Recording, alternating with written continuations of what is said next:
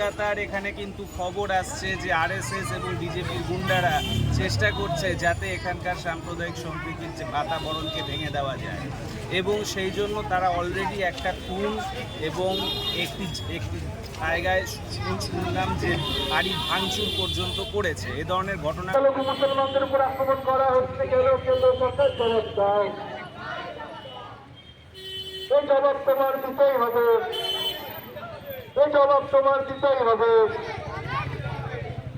সংখ্যালঘু মুসলমানদের উপর আক্রমণ করা হচ্ছে কেন? কেন্দ্র সরকার জবাব দাও।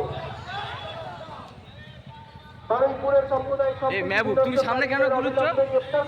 সাইডে থাকো না, সামনে থাকো। তুমি কি নেতা? মেহবুবপুরের নেতা লোক। ছবিটা তোলো না, ভিডিও করো, যা করো।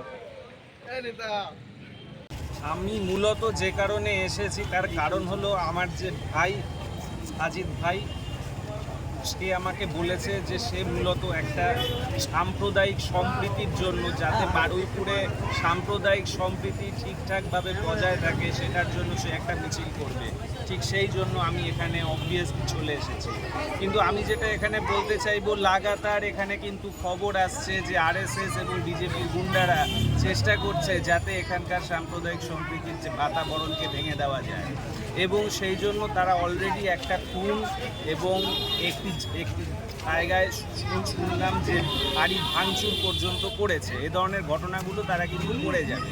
এটা কেন করবে? তার কারণ আজকে মূলত আজকে একটা ঘটনা গোটা পশ্চিমবাংলায় ঘটছে, সেটা হলো বাঙালি হিন্দু এবং বাঙালি মুসলমান ঐক্যবদ্ধ হয়ে কিন্তু আজকে বাঙালি জাতির ওপর অন্যান্য রাজ্যে এবং আমাদের এই রাজ্যেও লাগাতার যে আঘাত হচ্ছে এর বিরুদ্ধে ইউনাইটেড হচ্ছে, এবং এতে সবচেয়ে বেশি ক্ষতি হচ্ছে আরএসএসের।